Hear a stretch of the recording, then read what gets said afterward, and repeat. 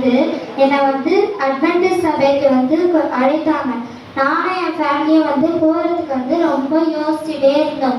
ஏன்னா வந்து நாங்கள் அட்வென்டிஸ்ட் சபைக்கு இது வரைக்கும் போனதே இல்லை. அதனால நாங்கள் யோசிச்சுட்டே இருந்தோம். அப்புறமா சரி நம்ம போய் பார்க்கலாம் அப்படின்னு சொல்லிட்டு நானும் என் ஃபேமிலியும் கிளம்பி அட்வென்டிஸ்ட் சபைக்கு போனோம். அங்கே வந்து பாட்டு பாடினாங்க, பிரசங்கம் எடுத்தாங்க, சூப்பராக இருந்தது, எல்லாமே நல்லா இருந்தது. அங்கே போனோடனே எங்களுக்கு வந்து ஒரு புது உணர்ச்சியை தந்தது.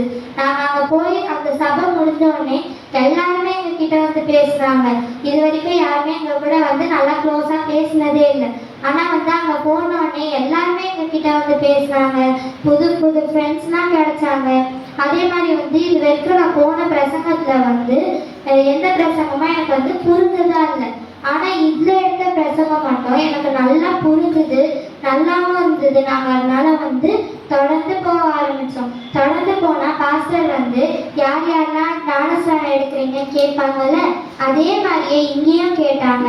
நான் கையை தூக்கி நானும் என் ஃபேமிலியும் எடுக்கிறோம்னு சொன்னோம். அதுக்கு வந்து எங்கள் அம்மா வந்து ஆச்சரியப்பட்டுட்டாங்க.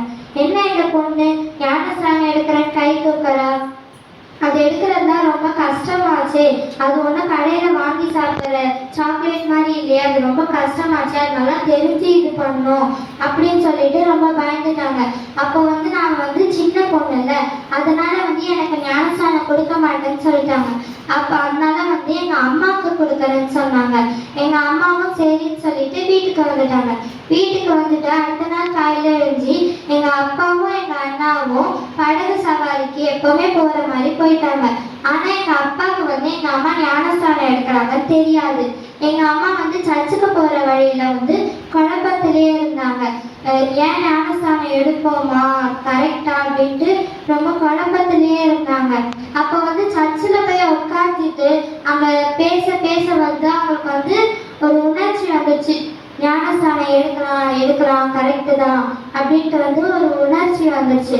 அதனால வந்து மறுபடியும் யார் யாரெல்லாம் ஞானஸ்நானம் எடுக்க ரெடியா இருக்கீங்கன்னு கேட்கும்போது எங்கள் அம்மா வந்து டக்குன்னு கை தூக்கிட்டாங்க.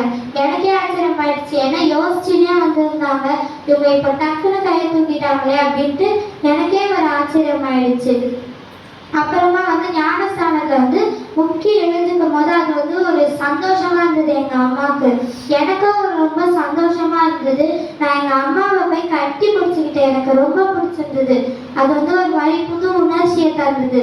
அப்புறமா வந்து நாங்கள் வீட்டுக்கு போனோடனே எங்கள் அப்பா கேட்டார், நீங்கள் ஞானஸ்தானம் எடுத்து முடிச்சிட்டிங்களா அப்படின்னு கேட்டார். எனக்கு ஒன்றும் புரியல. ஏன்னா எங்கள் அப்பாவுக்கு வந்து எங்கள் அம்மா ஞானஸ்தானம் எடுக்கிறாங்கன்னு தெரியாதுல்ல. ஆனால் வந்து அப்பா கேட்டார். அதனால வந்து எனக்கு அப்போ தான் தோணுச்சு, தேவன் வந்து எங்கள் அப்பாவுடைய மனசுல சொல்லியிருக்காரு இந்த மாதிரி அம்மா ஞானஸ்தானம் எடுக்கிறாங்கன்ட்டு. அதே மாதிரி எங்கள் அம்மா மனசுலையும் பேசியிருக்காரு, இந்த மாதிரி வந்து ஞானஸ்தானம் எடுக்கிறது கரெக்டு தான், நீ கரெக்டான வழியில தான் போயிருக்க அப்படின்ட்டு எங்கள் அம்மா மனசுலையும் பேசியிருக்காரு.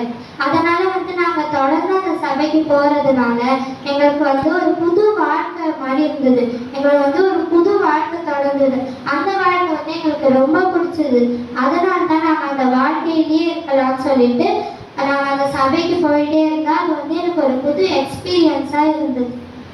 அது இது நானும் சமத்துறை வச்சுக்கிங்களா? அவ்வளோ வர சரி. பை.